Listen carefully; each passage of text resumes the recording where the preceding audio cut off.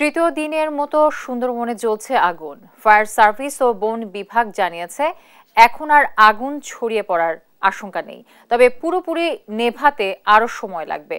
সুন্দরবনের আমলবনিয়া এলাকা থেকে বিস্তারিত জানাচ্ছেন এস সোহান।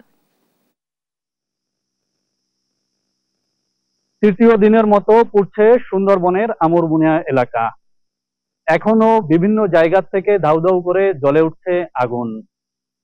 শনিবার বিকেলে আগুনের খবর পাওয়ার পর থেকে কিন্তু বন বিভাগ, ফায়ার সার্ভিস, পুলিশ প্রশাসন সহ বিভিন্ন দপ্তর ও স্থানীয়রা আগুন নেভানোর চেষ্টা করেছে।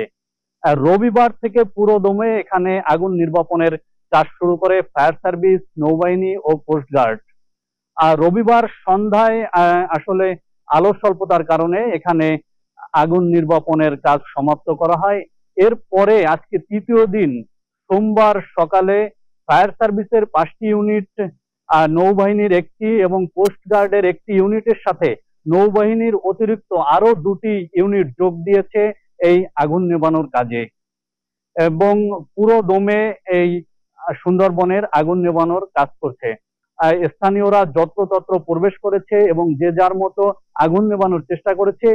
সেই বিষয়টি আজকে কিছুটা সীমাবদ্ধ করা হয়েছে বলে জানিয়েছেন আমাদেরকে মোড়লগঞ্জ উপজেলা নির্বাহী কর্মকর্তা মোহাম্মদ তারেক সুলতান। আজকে সকাল 6টা থেকে আবার অগ্নি নির্বাপন কাজ আরম্ভ হয়েছে। আজকে আমাদের ফায়ার সার্ভিসের পক্ষ থেকে fire service and civil defence এর পরিচালক অপারেশন লেফটেন্যান্ট কর্নেল কাজুল সাহেব আমাদের সাথে যোগদান করেছেন। তার নেতৃত্বে ফায়ার সার্ভিসের 5টি টিম কাজ করছে। পাশাপাশি নৌবাহিনীর একটি টিমের সাথে আরো 2টি টিম যোগ করেছে। আজকে নৌবাহিনীর মোট 3টা টিম কাজ করছে। এছাড়া আমাদের ফরেস্ট বিভাগ এবং আমাদের বনরক্ষী ভিটিআরটি এবং আমাদের যে স্বেচ্ছাসেবক রয়েছে, ইউনিয়ন পরিষদের গ্রাম পুলিশ রয়েছে, তারা সবাই কাজ করছে। আমরা আশা করছি আজকে অতি দ্রুত আমরা একটি ফলাফল পাবো।